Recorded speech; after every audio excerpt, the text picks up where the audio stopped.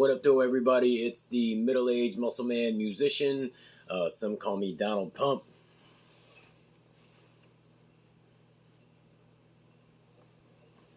And I'm back with another video because I'm loving the interaction with people. Keeps me motivated. Basically, here I give you the information that I've learned over time so that you don't waste your time. And I kind of use myself as a guinea pig for you guys. With that being said, I have a testosterone video that I'm dropping here in a few days. I just started using it, so I wanted to give you guys kind of I just wanted to kind of monitor what it does for me, how it feels being on it, what I think of it as far as a supplement and its value price-wise. And while I got you here, make sure you hit subscribe, hit that bell, like, leave a comment. It's good for the algorithms. I'm just here giving real information to regular guys who want extraordinary results, period. So what we're talking about today is dietary shortcuts. These are really basic shortcuts. I mean, pretty much all of you guys, no matter your experience level, are probably doing these things or at least know about them. But we're going to do some math on what you lose in, say, a year's time, just implementing these little changes.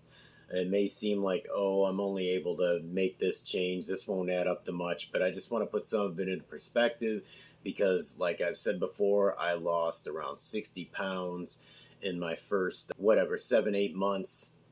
I lost a little too quick. There's a video that I'll link to here that tells you how quickly I believe that you should lose weight. There is such thing as too quickly, definitely. So let's get into it. The main thing that I cut out that made me lose the most weight, made it to where I didn't have to do quite as much cardio to lose that weight, was sugary drinks. I know they're hard to quit. I know we love them, but they make some amazing zero sugar options now. If you cut out one 20-ounce sugary drink a day, like, who knows, maybe you drink 2 or 3 of them. Cut one of those out, replace it with a 0-calorie. You are going to burn off 87,600 calories. I had to look at the paper here to make sure that math was right.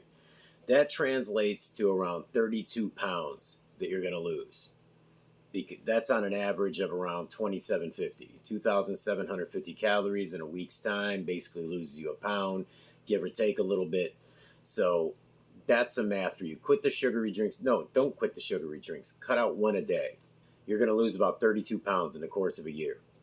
Let's say that you replace 2 eggs weekly with the liquid egg whites. This isn't a ton of weight right here to lose, but you're going to lose a pound in a year just substituting those 2 eggs. That's 2. You know, obviously, if you eat 10, 15, 20 eggs in a week's time, you can multiply that by however many that you cut out. I mean, me personally, I go about the equivalent of 3 or 4 eggs in the egg whites, and I add in a farm fresh egg. And honestly, the texture's better. Even if I'm willing to keep the calories the same, I could pile on cheese and stuff like that if I wanted to. So that's a pound in a year just by substituting 2 eggs. As far as sugars, say in your coffee or whatever else you use it in, if you use 4 sugars in coffee a day and you substitute those for like a Sweet and Low or a Splenda or something like that, you're going to lose 6 pounds in a year. So, I mean, just by substituting a couple of eggs, 4 packets of sugar, and eliminating 1 sugary drink, now you're up to losing almost 40 pounds. That's without doing anything, no cardio, anything like that. Something like barbecue sauce. I eat a lot of barbecue stuff simply because I've been on kind of a high-protein diet, as obviously a lot of us are. It's not the actual meat that's going to get you with the calories. It's going to be the barbecue sauce. And I use stuff like Hughes is sugar-free. There's some amazing sugar-free options out there. I'm going to leave some links down below for sugar-free, low-calorie options for a lot of these things. Let's say you have the equivalent of 2 servings a week of barbecue sauce that you can substitute out for the sugar-free option. That's going to add up to at least a pound over a year's time.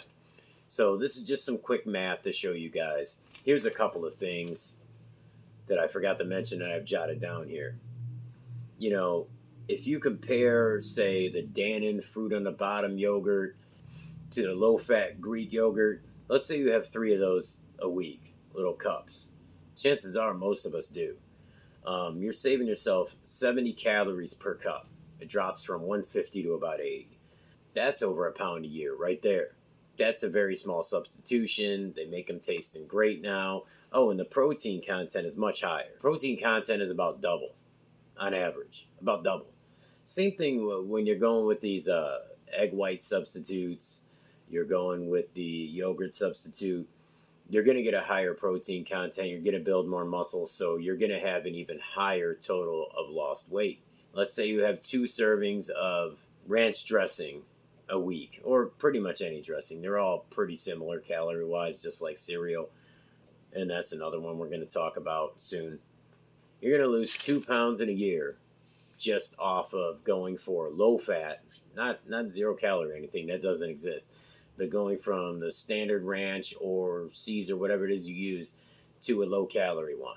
You know, these are little ways that you can implement to really get that total calorie expenditure up. And as you know, these numbers are just average. If you're building a substantial amount of muscle, you're taking in proper protein, you're actually going to burn more. You're going to burn more when you exercise. You're going to burn more when you're doing your cardio. So, you know, take it from me. I didn't make many changes at all. All I did was substitute my sweeteners. And even in that case, I didn't substitute them completely. I got rid of the sugary drinks. Now I give myself one as like a treat, stuff like that. I still eat Reese cups, usually one a day. And we're going to have a whole video about how Reese cups are great for your weight loss venture. You'll see. That's a little teaser right there. But, you know, substituting for the low-fat yogurt. I substituted the BBQ sauce. But also, as far as beverages go, I do a whole lot of 0 or very low-calorie energy drinks.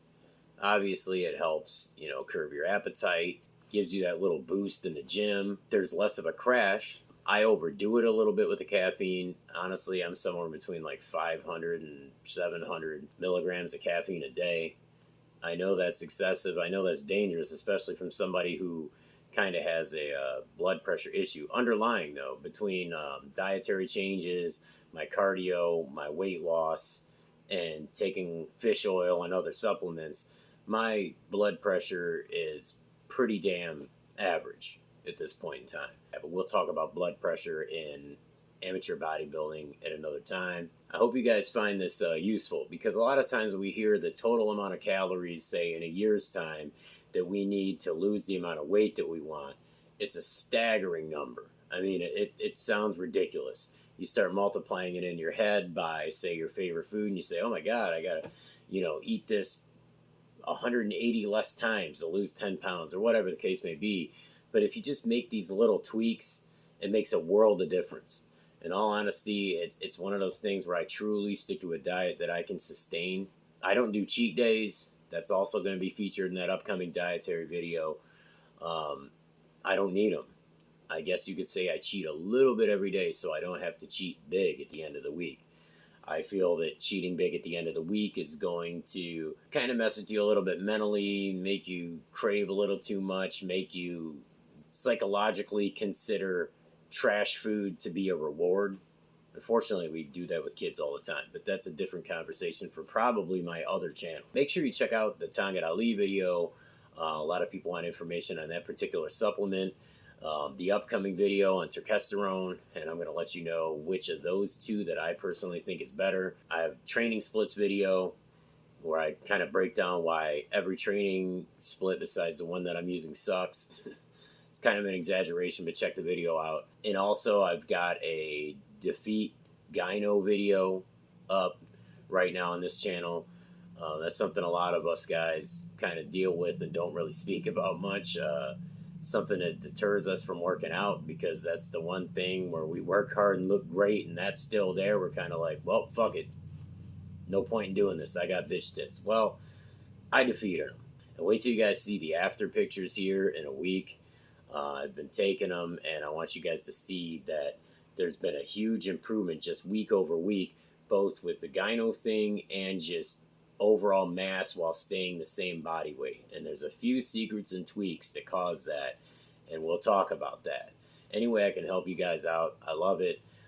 Because like I've said in other videos, I kind of started out as a kid in the 90s, quit after a little while, got real serious in the 2000s, got hurt, quit for quite some time, came back into it now as a middle-aged man, even though I don't like to call myself that, and I know I've taken 10 years off of my damn clock in the past year, almost year, I've been back at it.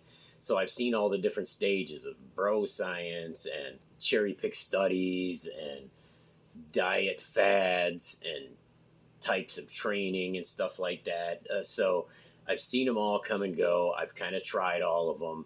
I always had a really busy, stressful life, so I was always kind of trying to implement things and perfect it and try to get the best results I could with the little bit of time that I had. And so I tried them all, so you don't have to. Hopefully it's helpful for you. But leave some of your diet hacks in the comments below. I've tried a ton of them. I've actually made some stuff and had my family even try it from Greg Doucette's cookbook, the first one, I believe it was. Kind of give reviews of that stuff. He's actually got some really good information in there. My only issue is that some of the stuff is expensive to put together. Yes, there are substitutes that are a little more affordable, but his taste testing in the process is based on these, higher end products, and it's like, yeah, dude, I don't have $15 for salad dressing alone.